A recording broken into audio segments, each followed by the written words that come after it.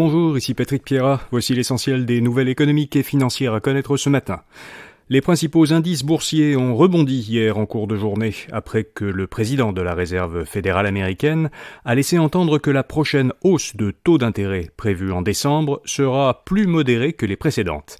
Le Nasdaq a gagné 4,4%, le S&P 500 3% et le Dow Jones 2,2%. L'indice S&P TSX de la Bourse de Toronto a aussi progressé, mais plus modestement, de 0,7%. La rémunération globale des employés de l'État québécois dépasse celle du privé. En tenant compte de leurs avantages sociaux, les employés des administrations de l'État québécois ont droit cette année à une rémunération globale moyenne de 44,69$ l'heure, selon l'Institut de la statistique du Québec. Par rapport à la rémunération globale moyenne des entreprises privées de 200 employés et plus, celle des employés de l'État québécois est supérieure maintenant de 3,9%, alors que l'an dernier, elle accusait au contraire un retard de 1,6%. Mais les personnes employées par des administrations publiques autres que l'État québécois, les administrations fédérales particulièrement, gagnent encore nettement plus, et elles poussent la moyenne générale de la rémunération vers le haut.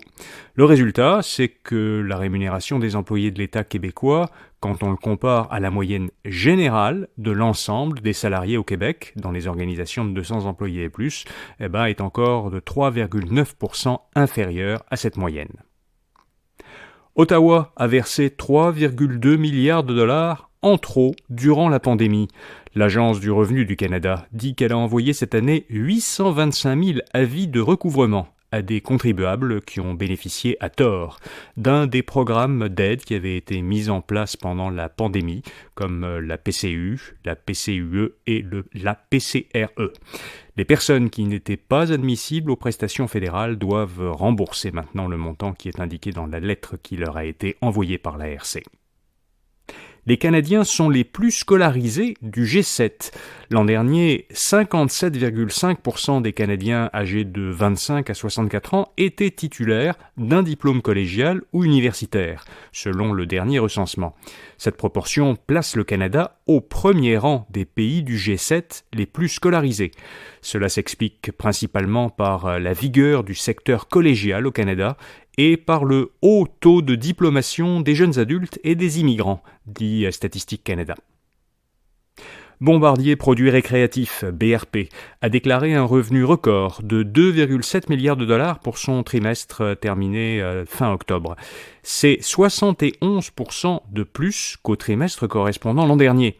Le PDG de BRP explique dans un communiqué que l'entreprise a réussi à augmenter ses ventes, notamment en raison de son approche proactive pour aborder les difficultés liées à la chaîne d'approvisionnement.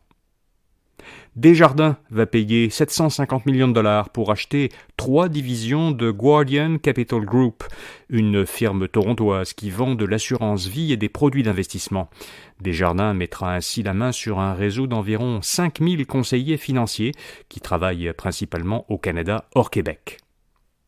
Flair Airlines proposera pour la première fois des vols à partir de Québec à compter de juillet. Le transporteur canadien à bas prix proposera 2 liaisons, une vers Halifax et l'autre vers Edmonton. Et puis Cascade affirme avoir aidé 350 de ses employés à acheter ou louer une voiture électrique. Depuis 5 ans, la papetière québécoise offre à ses employés qui achètent ou qui louent une voiture électrique neuve ou usagée une aide financière qui peut atteindre 2000 $. Voilà, vous savez l'essentiel. Si vous aimez ce balado quotidien Info Bref Affaires, s'il vous plaît, laissez-nous une note ou même un commentaire positif sur la plateforme que vous utilisez, Apple Podcast, Spotify, YouTube ou une autre application. Vous ferez 2 choses bien en même temps. À la fois, vous aiderez des gens que ça pourrait intéresser à découvrir ce balado, et puis vous nous aiderez aussi à le faire connaître davantage. Merci d'avance. Bonne journée, à demain matin.